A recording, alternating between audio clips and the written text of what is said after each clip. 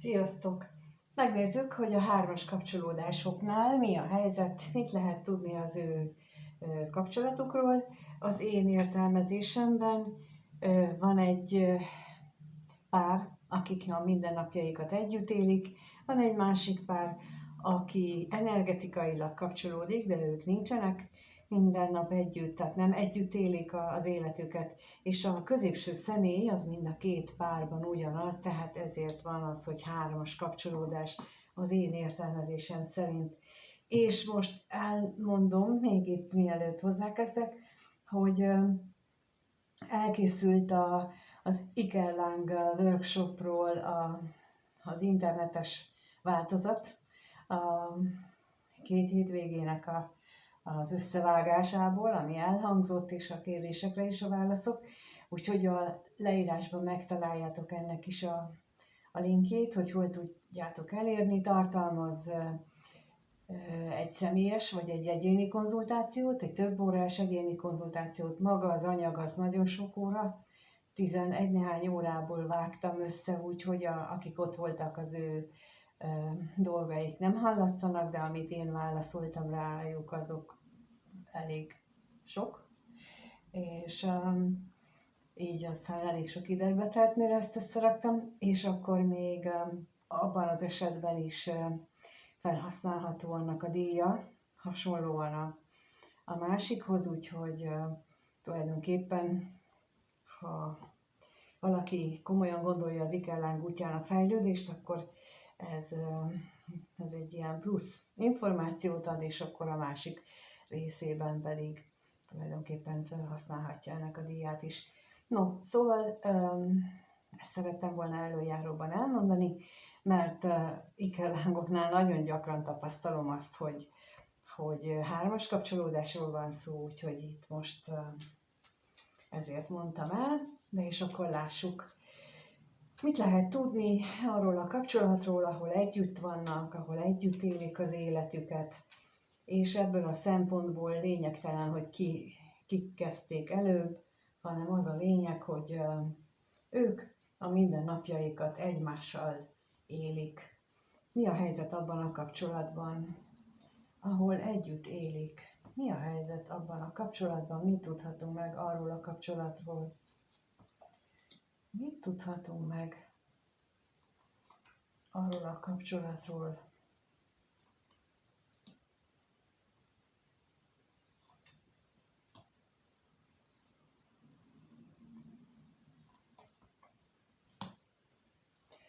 Úgy tűnik nekem, hogy ott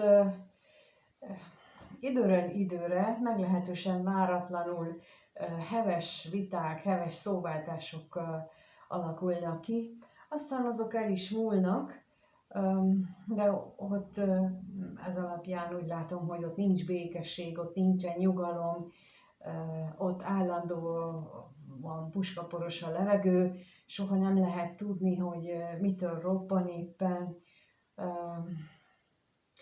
és olyan, mintha a női fél lenne az, aki ezt nagyon nehezen viseli, tehát, hogy itt a társ lenne az, aki nehezen viseli, vagy lehet, hogy a középső személy is, de akkor tehát a lényeg az, hogy bármelyikükről is van szó, ezt az állapotot nem élvezik, mondjuk így.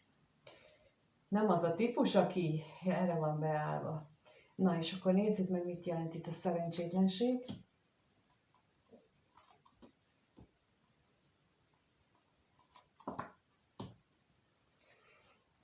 Úgy tűnik, hogy itt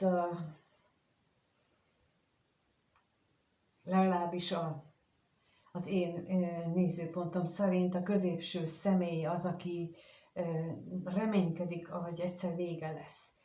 Tehát, hogy így ő abban reménykedik, hogy itt lezárul valahogy ez az egész dolog. Nézzük ezt a szomorúságot, mielőtt tovább folytatnám ezt a gondolatot.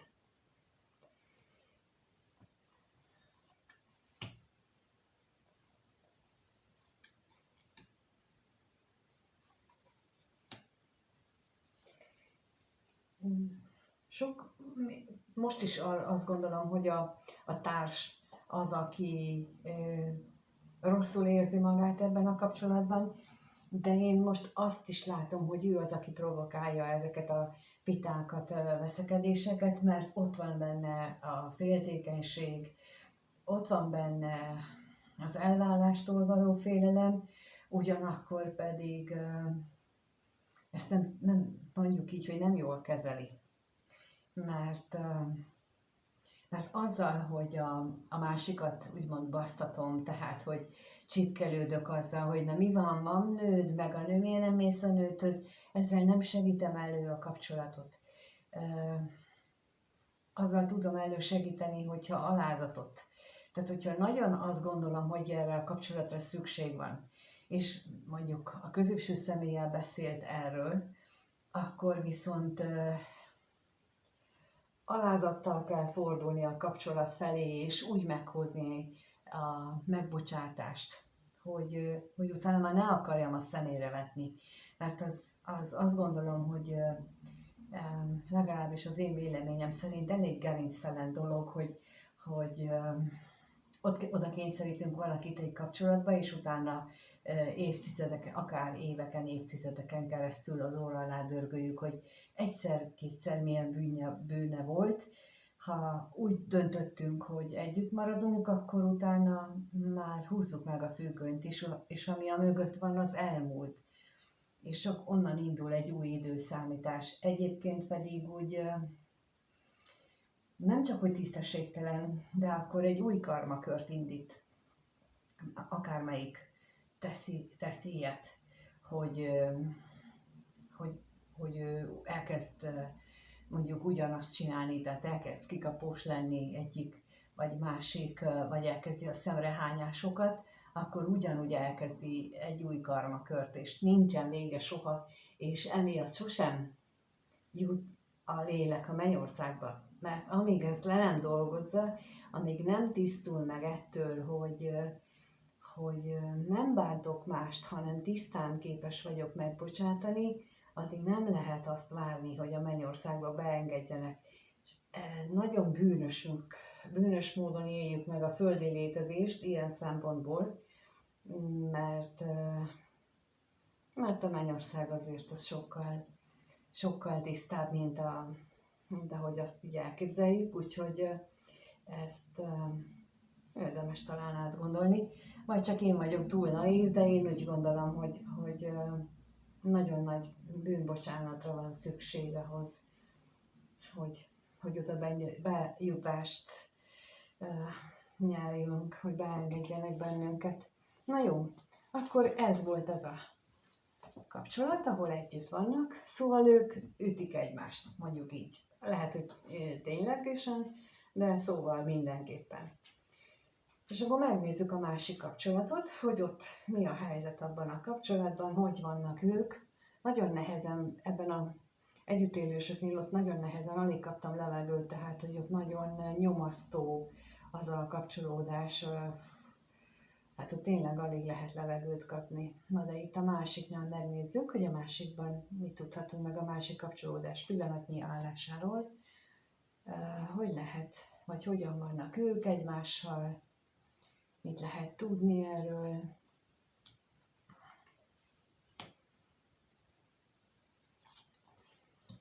Hát azt látszik, hogy nem nagyon tudnak találkozni, vagy legalábbis azok a lehetőségek, amikor találkoznának, azok mindig félre sikerülnek, vagy valamilyen nehézség, probléma az közbe jön, és emiatt ez az egész kapcsolódás olyan bizonytalan.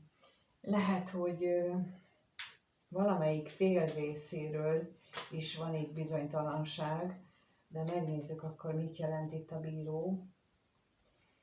Ugye általában ez döntés szokott jelenteni, de én nem azt érzem, hogy ez egy nagyon határozott dolog lenne. Igen, sokkal inkább ezt a belső húzavonát érzékelem, mert hogy ennek például itt ugye azt mutatja, hogy valamelyik fél állandóan gondolkodik azon, hogy nincsenek értelme, nincsenek jövője, nem lehet ebből kihozni semmit, mert mert mindig közbe jön valami, mert mindig történik olyan, hogy itt nem lehet normálisan találkozni. Na, nézzük a betegséget. Még történnek itt, mi az, ami miatt ilyen, ez a kapcsolat. Lehetséges, hogy a harmadik fél részéről túlságosan erős a kétség, a félelem ezzel a kapcsolatnak a jövőjét illetően. És akkor még a szerencsétlenségre kérnénk szépen.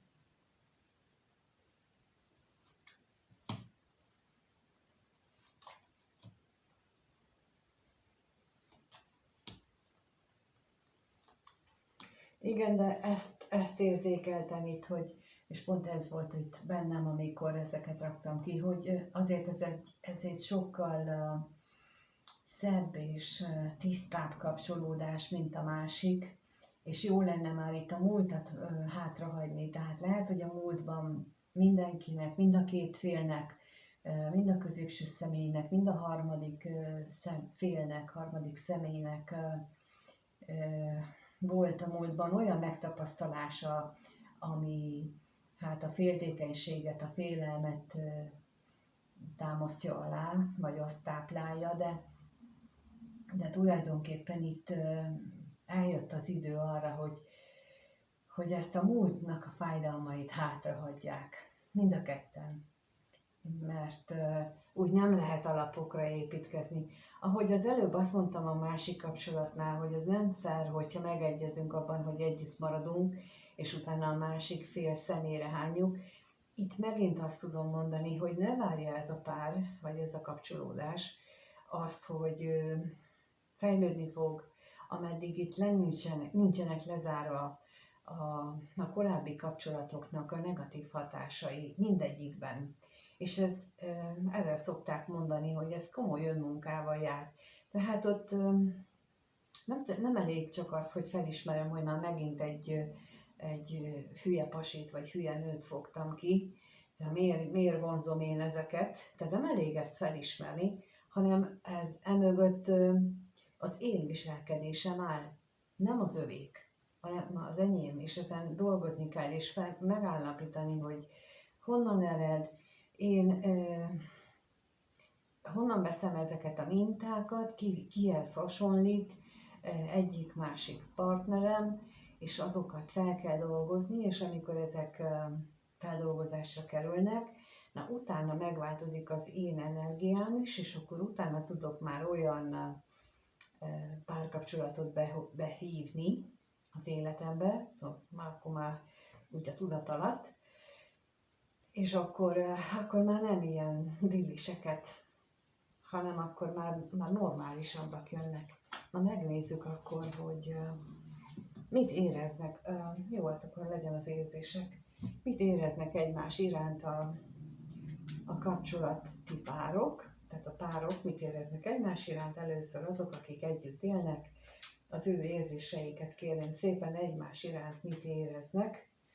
Kettőt kérek, először a együtt élő társ mit érez a középső személy iránt, erre vagyok kíváncsi, mit érez, és a középső személy mit érez a társa iránt. Hú, hát ezért volt az előbbi energia. Azért, mert hogy a társ úgy érzi, hogy nekik őket az égiek kötötték össze, és innentől kezdve nekik együtt kell lenni. Miközben a középső személy meg hát láthatóan szabadulni szeretne, mert ő nem ezt gondolja erről a kapcsolatról. Na nézzük a szerelemre, mit tudhatunk meg itt.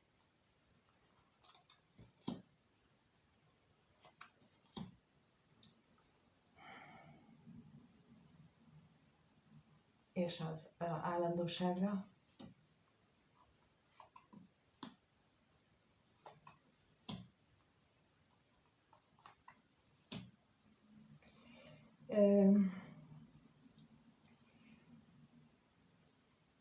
Az értékrend, illetve az anyagiak akadályozzák szerinte a társ szerint az anyagi problémák állják útjukat, hogy ők valóban boldogan tudjanak élni.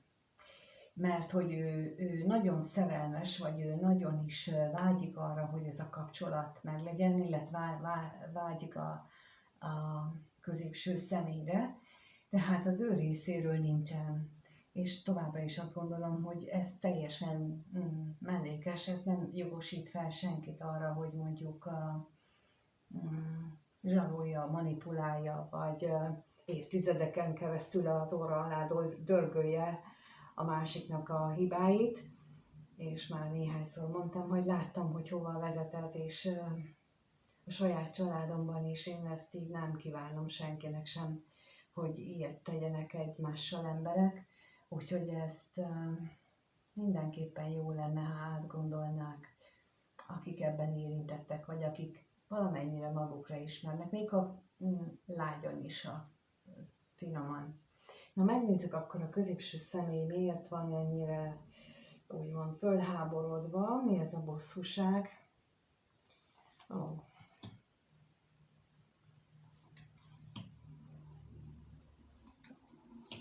És a féltékenységre is kérek.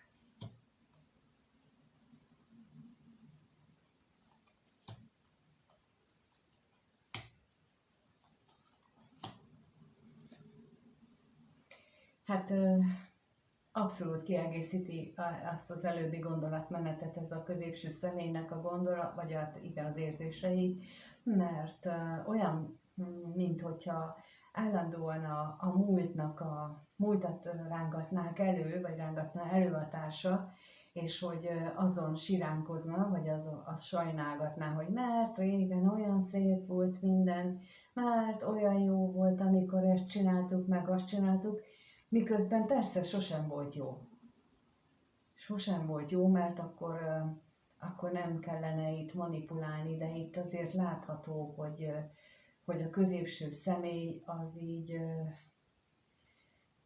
teljesen magába fordult, és teljesen mély depresszióba esett. És akkor ezt így komolyan így gondolom, hogy ez a mély depresszió. És hiába próbálja szép szóval esetleg a másikat jobb ellátásra bírni, nem tudja. Nagyon gyakran találkozok olyannal, hogy családon belül az a karmikus lecke tulajdonképpen azért van együtt egy nő és egy férfi, vagy hát egy pár, mert az egyik magasabb tudatszinten van, a másik alacsonyabb tudatszinten van, és valamelyik őknek nagyot kell engedni. Tehát, hogy így aki magasabb tudatszinten van, azt ugye állandóan szipolyozza az alacsonyabb tudatszinten lévő, és aki a magasabb tudatszinten van, neki viszont egy nagy alázatot és egy nagy elengedést, megalkuvást és lemondást kell tanúsítani, tehát ő neki gyakran az a feladata, hogy ő lemondjon a evilági dolgokról. Olyan, mint amikor az ember, vagy régen bevonultak apácáknak a nők, és szerzeteseknek a férfiak, és akkor le kellett mondaniuk minden földi vagyonukról és minden földi jóról, vagy hát földi javukról, és akkor csak az egy ruha, amit ott bent kaptak, az volt az övék, és akkor itt nagyon gyakran ilyen karmikus terheket takarnak egy ilyen aránytalan kapcsolatok, amikor az egyik magasabb tudatszinten van, mint a másik, jóval magasabb tudatszinten. Hát, hogy a magasabb tudatszintűtől azt várják el, hogy akkor ő lássa be, hogy az anyagiak, a földi dolgok, azok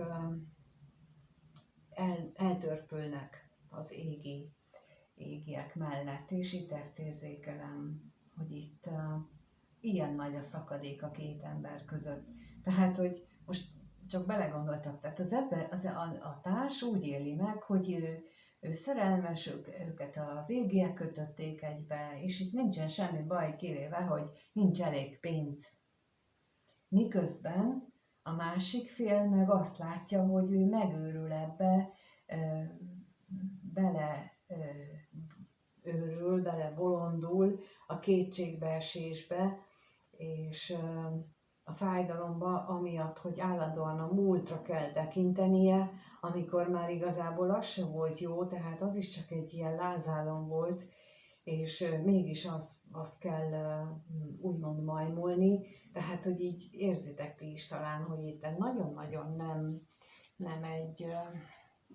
nem egy szinten vannak ezek a felek, nagyon nem is tudnak, és ebben az esetben, mielőtt itt nagyon szidná bárkit, itt tényleg csak a tudatosabb fél tud ezen változtatni, ugyanis az alacsonyabb tudatszinten lévő személynek fogalma nincs erről. Tehát ő nem képes átlátni. Úgyhogy az ő részéről nem tud csinálni semmit sem, és akkor azért azt szídni nem is érdemes. Meg hát ítélkeznünk sem. Na most megnézzük akkor, akik nem élnek együtt, náluk milyen érzések vannak. Kettőt kérek itt is, és először a középső személy mit érez a harmadik fél iránt. Mit érez? És a harmadik fél a középső személy iránt.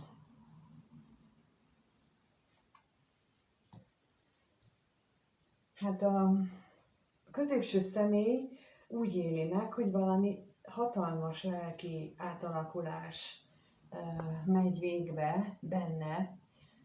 Lehet, hogy mind a kettejükben, de nézzük akkor itt a halált.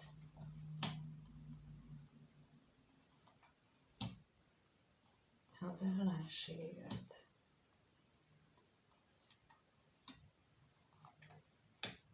És a lelkészre is kérnék szépen.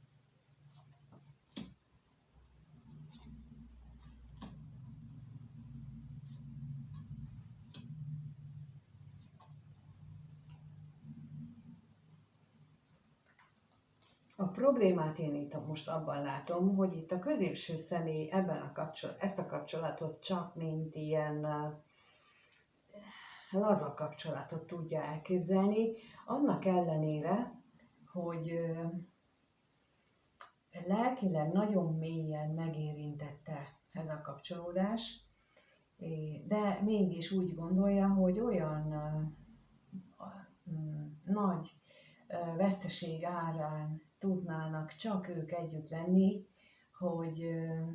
hogy azt ő nem vállalja be. Na, akkor ez nagyon kapcsolódik most az előző, amit elmondtam, itt a tudatszint különbséghez, és ott ugye mondtam, hogy a tudatosabb félnek le kellene mondani egy csomó mindenről, hasonlóan az apácákhoz. Na, itt is erről van szó, tehát, hogy itt a középső személy megint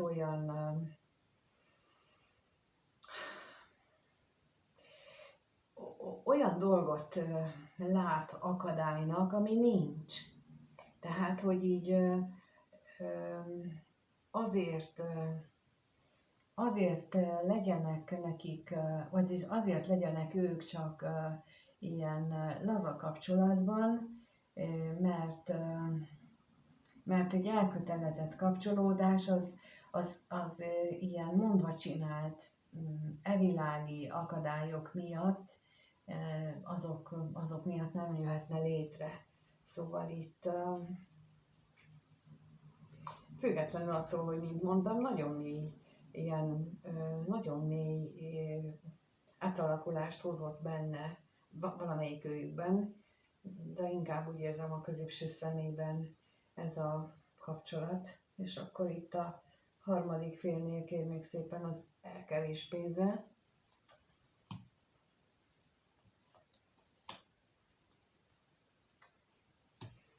És a pénzre is, a sok pénzre.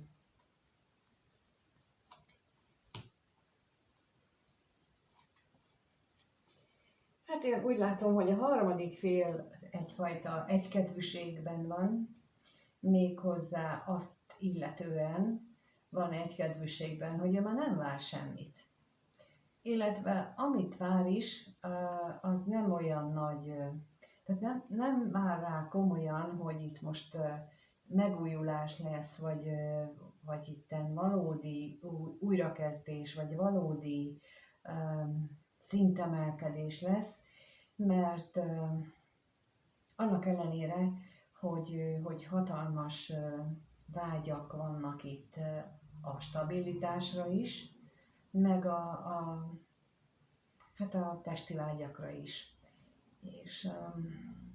És ő most úgy érzi, hogy ennek nem sok valóság alapja van. És őszintén hozzá kell tennem, hogy tényleg nem, tehát pont amiatt, amit az előbb a középső személynél elmondtam, hogy azért nincsen valóság alapja, mert a középső személy egyszerűen nem hiszi el, hogy az élet annyira egyszerű. Nagyon gyakran vagyunk úgy, hogy olyan dolgoktól félünk, aminek a megtörténte tulajdonképpen teljesen lényegtelen lesz már, amikor halálos ágyon van az ember, de 10 év múlva is. Valaki itt a YouTube-on szokta mondani, hogy azok a dolgok, amik 5 év múlva már nem számítanak, vagy nem lesznek fontosak, azok most sem fontosak. És ez mondom, nem az én mondásom, hallottam valakitől, de szerintem teljesen igaza van, és én ezt tudom mondani. Na, de megnézzük akkor az együtt élő társaknál, ők hogyan gondolnak egymásra, milyen gondolataik vannak a másikról, lássuk a együtt élő társ, 2 kérek, mit gondol a párjáról, és a középső személy a társáról. Hát, a társ úgy gondolja, hogy van neki valakie, egész egyszerűen csak így azért húzódik vissza, mert hogy eljár otthonról ide-oda. Na, lássuk az özvegy férfit.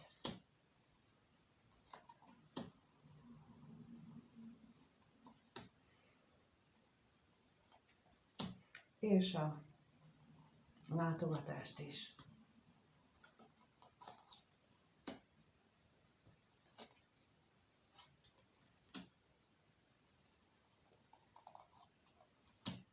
Nos, hát ezt mondtam az előbb, hogy ezt láttam, egész eddig ezt láttam a társ részéről, hogy ő tisztában van vele, hogy a középső személynek van valakije, biztos eljár ide-oda, de tulajdonképpen őt azon kívül, hogy ezt állandóan szóvá teszi, és azon kívül, hogy ebből patáliát csap újra és újra, tulajdonképpen nem érdekli, mert ő csak egy dolog érdekli, az, hogy itt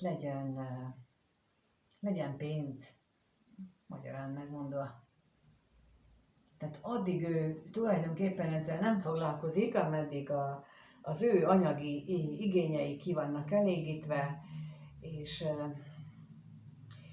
itt látszik a gondolatainál az, hogy amit az előbb is mondtam, hogy ő nem őszinte és nem tiszta itt a középső személyhez. És akkor a középső személynél kérnék szépen a betegségre, mert azt látom, hogy őt itt ez a múlt, ahogy visszahúzza, az őt teljesen maga alá gyűri, és az ajándékra is kérnék.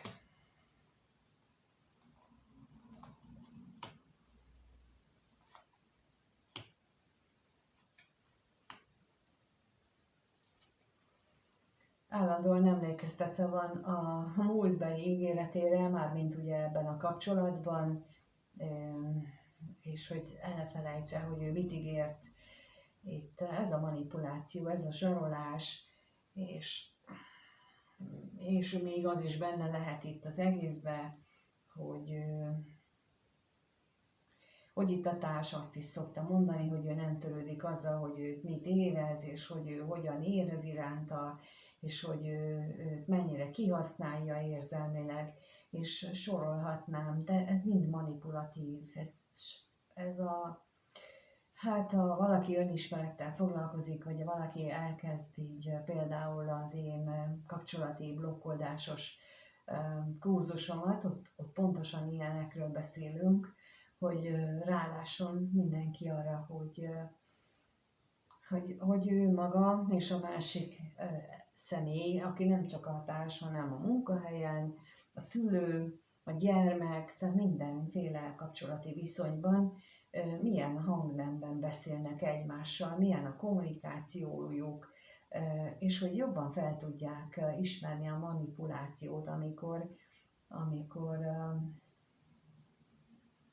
a másik manipulál engem, mint ahogy mondom itt is például ilyen szövegekkel, hogy te nem is szeretsz már engem, meg hagysz engem szenvedni, és tudod jól, hogy mit ígértél, és most nem akarod megtartani az ígéretedet, ez mind manipuláció, emögött egyáltalán nincsen érzelem, mert a valódi szeretet az nem birtokol, az nem kér számon, az azt mondja, hogy akkor legyen, ahogy akarod. Ha nekem már nem tudsz jót adni, akkor inkább utadra engedlek, mert azt szeretném, hogy te jól érezd magad, és én is. És ez a valódi szeretetnek a ismertető jele, és ha nem így viszonyulunk a másikhoz, akkor ez minden manipuláció, és minden csak az anyagiasság van a háttérben, mert a lélek az tiszta és szerető. Na hát itt látható, hogy a gondolati szinten jobban megjelent, mint érzéseknél, bár az érzéseknél is, és azért kellett úgy látszik fordítva néznem, mert az érzéseknél jött meg az, hogy ő hogyan éli meg, mármint úgy értem, hogy mi az, amire ő hivatkozik, inkább így mondom, mert ott sem a tiszta érzéseket láttuk, hanem azt, hogy ő erre hivatkozik. Na és akkor a harmadik féle való kapcsolatában hogyan gondolkodik itt a középső személy, és a harmadik fél, kettőt kérnék szépen, tehát először a középső személy, hogyan gondol a harmadik félre, és a harmadik fél a középső személyre. Hát a középső személy azt gondolja, hogy most nem nagyon van kommunikáció, vagy minimális a kommunikáció, és a harmadik fél pedig úgy gondolja, hogy a középső személy az most nagyon rossz időszakát éli. Akkor megnézzük itt az üzenetre, mit tudhatunk meg ezzel kapcsolatban. Mi itt ez a kommunikációs hiány, és a kevés pénzre is kérnék szépen.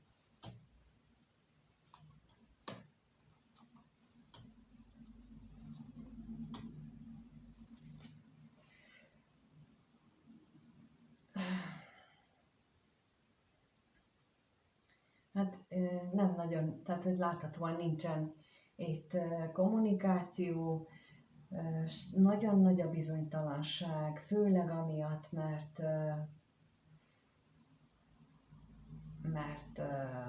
itt olyan, mintha kihúnyó félben lenne a szenvedély, vagy legalábbis gondolati szinten azt gondolja a középső személy a harmadik félről, a harmadik személyről, hogy ő már biztosan nem szereti őt, már nem akarja őt, és itt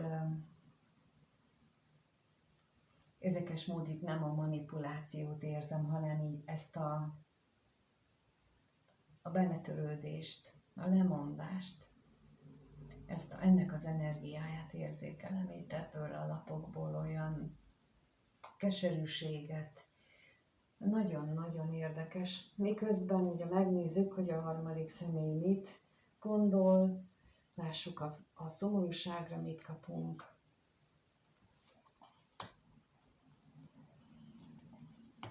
És az özvegy férfira.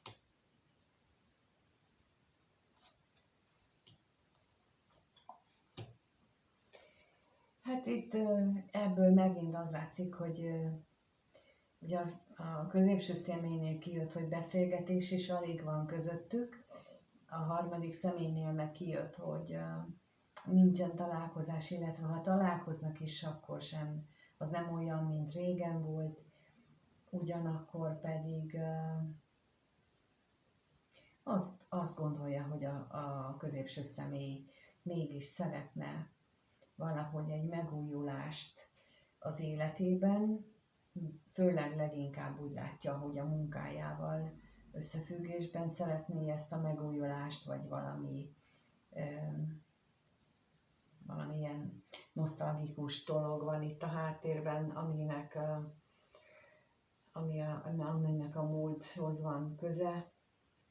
Egyáltalán itt nem érzem egyik részről sem azt a durva energiát, mint a másiknál. Itt sokkal inkább ezt a szomorúságot, a keserűséget, a fájdalmat, a lemondást, a hitetlenséget, mármint olyan hitetlenséget, hogy ez a lehetetlenség érzését, hogy lehetetlen, hogy idáig jutottunk, hogy mi van itt mögött, és ennek a gondolatát, vagyis ennek az érzését érzem itt a gondolatok mögött, mind a két fél részéről, és nem csúnyán, tehát, hogy így nem úgy, mint az előbb, hogy olyan gonosz, nem is gonosz, inkább ilyen alacsony tudatszinten megélve. Na és akkor megnézzük, hogy hogyan alakulnak végül is a kapcsolatok a következő 1-2 hétben. Lássuk, hogy az együtt élő párnál hogyan alakul a kapcsolódásuk, a kapcsolatuk a következő 1-2 hétben. Arra kérnék szépen.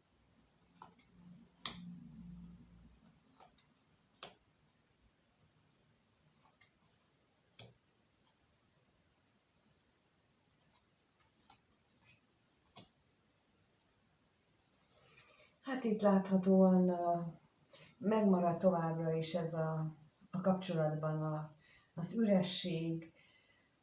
Itt nem nagyon lesz a lelki veszteség, a lelki közösség nem nagyon érzékelhető.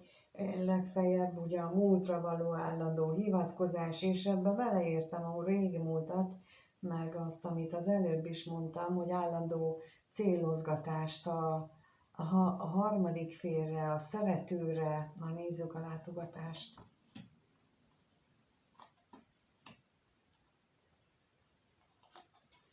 A manipulációt és a kevés pénzre is kérnek szépen.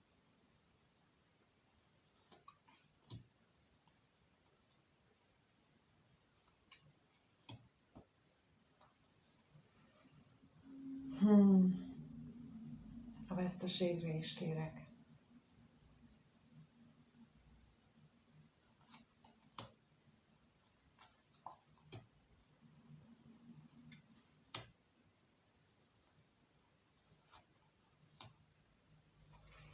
Hát itt ebben a kapcsolatban távol állnak attól, hogy ők igazi vágyakat éljenek meg egymás iránt.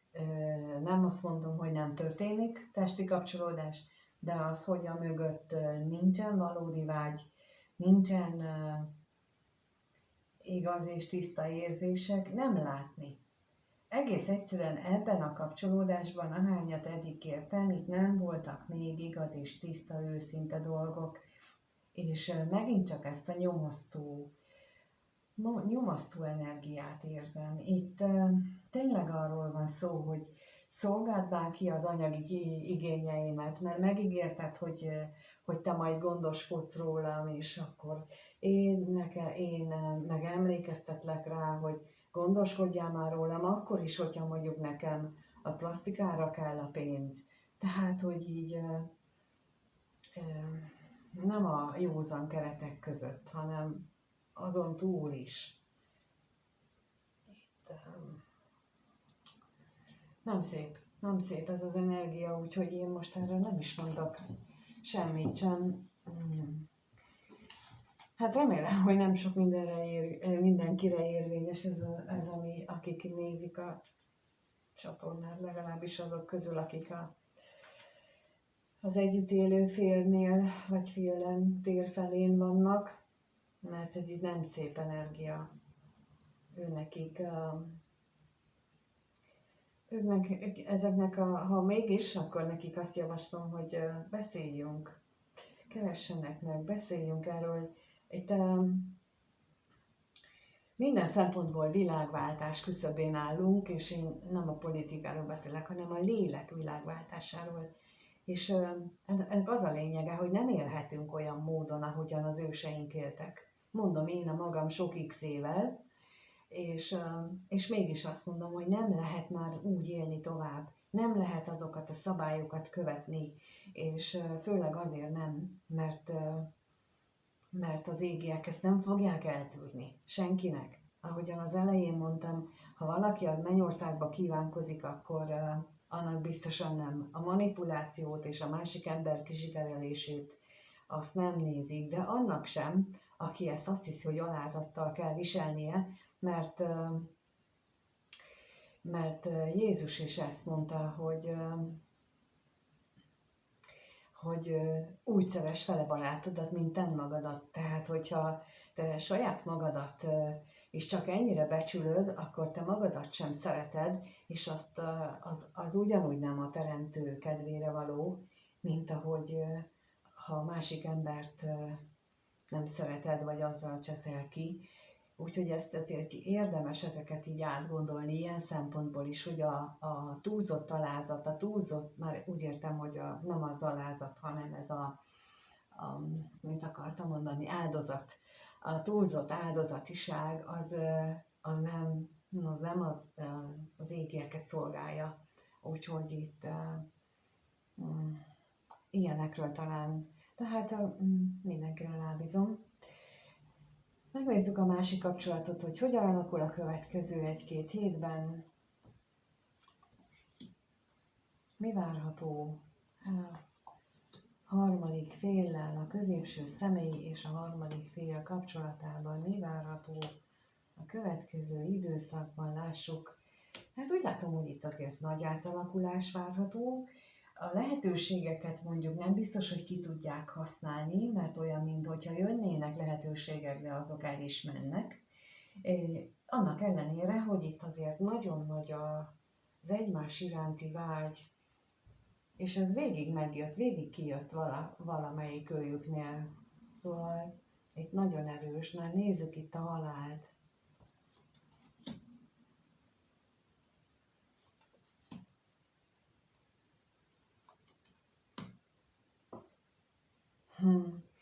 Lehetséges, hogy azt a túlzott fájdalomérzetet, amit esetleg egyikőjük vagy mindkettőjük megél, azt sikerül hátrahagyni, vagy sikerül feldolgozni, hogy nem úgy élik meg már a kettejük kapcsolatát, illetve hát most úgy látszik, hogy nincs nagyon köztük semmi, hogy hiányállapotból, hanem hogy elfogadják, hogy akkor ennek így kell lenni.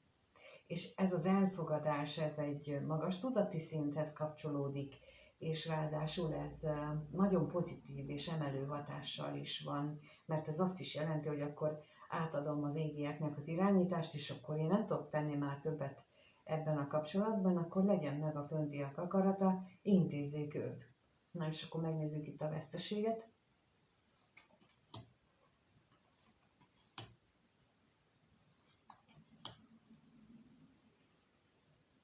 Hát azt élhetik meg mind a ketten veszteségként, hogy nem tudnak eleget kommunikálni, vagy amit kommunikálnak, az nem túl tartalmas, mondjuk így. Úgyhogy itt nagy átütő változásra nem lehet köztük számítani, mármint arra, hogy ilyen nagy találkozás, meg nagy összeborulásokra, de nincs kizárva, hogy valakinél ez bekövetkezik. Minden esetre arra van remény, hogy vagy a nagyobb elfogadás valósul meg itt a kapcsolatban, annak a helyzetnek az elfogadása, hogy ők ketten együtt vannak, így energetikailag össze vannak kötve, de nem biztos, hogy ők ezért bármit is tudnak tenni, és akkor ennek hatására azt mondják, hogy hát akkor legyen úgy, ahogyan az égek akarják, aztán ha tud jönni, akkor jön, ha nem jön, akkor nem jön.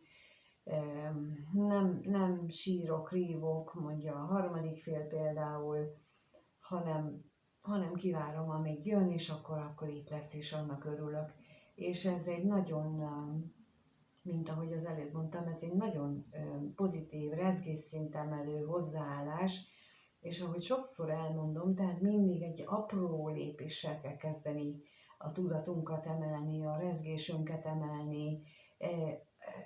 Csak azzal lehet, hogy például, hogy minden nap hálát adok apró dolgokért, azért, hogy most